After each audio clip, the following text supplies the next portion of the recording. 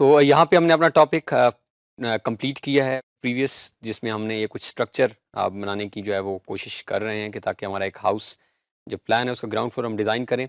अब ये हमारे पास जो है वो हमारा यहाँ से हम आगे जाके गेट बनाएंगे और यहाँ से हम एंटर हुए। ये हमारा कार पोर्च था।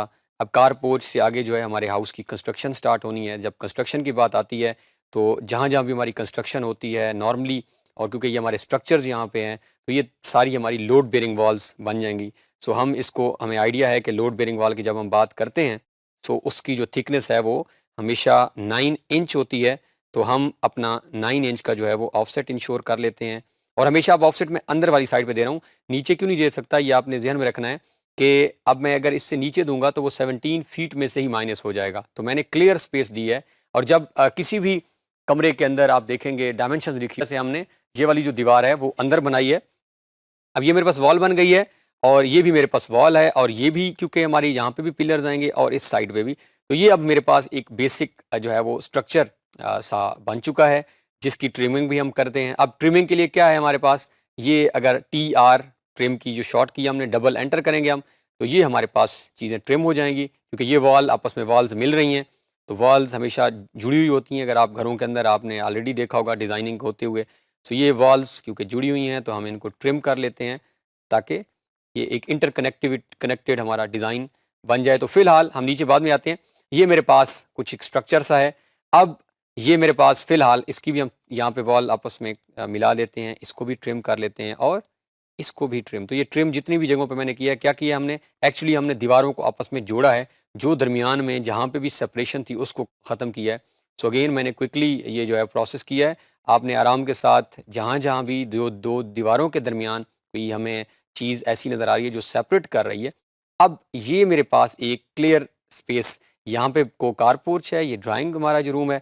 अब मैं दोबारा DI, जिसको हमने याद रखना है, DI हमारी डिस्टेंस की कमांड है। अब स्केप एंटर करके दोबारा में से एंटर करते हैं और अब हम दोबारा देखते हैं कि अब हमारे पास कितनी जगह बची हुई है। तो हमारे पास 21 फीट और 6 इंच वर्टिकल स्पेस है और वो तो एग्जैक्टली बस वॉल थिकनेस निकाल करने के बाद 23 फीट और 6 इंच जो है ये मेरे पास मेरी हॉरिजॉन्टल स्पेस है। अब इस जगह के अंदर वैसे तो क्लाइंट रिक्वायरमेंट पे दरमियान वाली, इसके अंदर हमने 5 चीज़ों को एटलीस्ट अब इंश्योर करना है। अब अगेन अगर आपने इसको ऑलरेडी ग्राफ पेपर पे बनाया होगा तो आपके लिए बहुत ही आसान होगा, बट अगर आप इसे ग्राफ पेपर पे नहीं बनाएंगे तो ये बहुत मुश्किल क्रिएट कर सकता है। अब फ़र्ज़ करें ये मेरे पास स्पेस है, DI डिस्टेंस की कमांड लगाकर और हम एक दफ़ा फिर मेजर करते हैं। ये है 21 फीट और 6 इंच।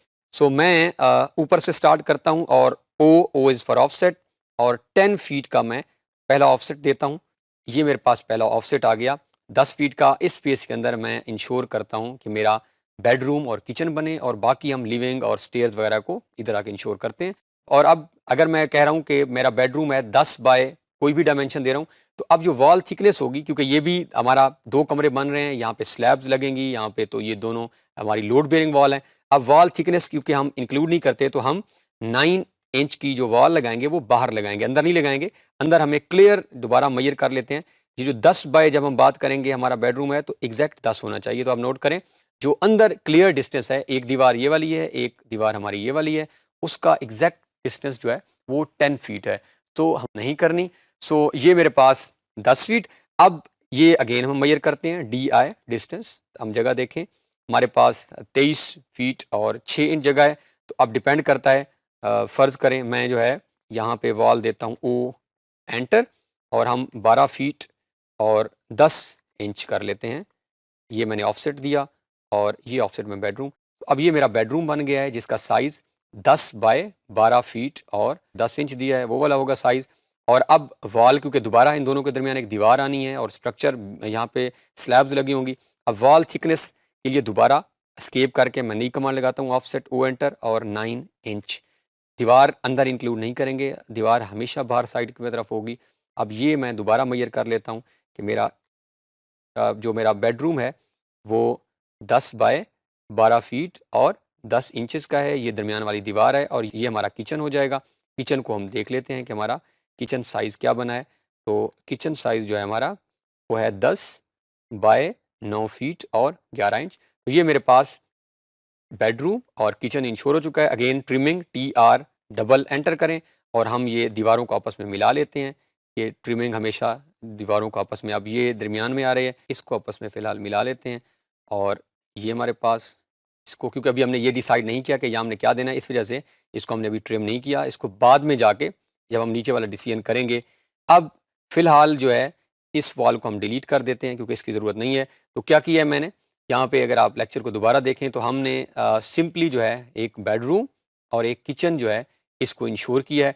अब हमारे पास ये क्लियर स्पेस बच रही है DI, इसका हम दोबारा डिस्टेंस मेजर कर लेते हैं ताकि हमें आइडिया हो जाए। सो ये 10 फीट 9 इंचेस और ये हमारे पास अगेन ये तो पूरी वही स्पेस है क्योंकि हमने सिर्फ दीवारें निकाली हैं।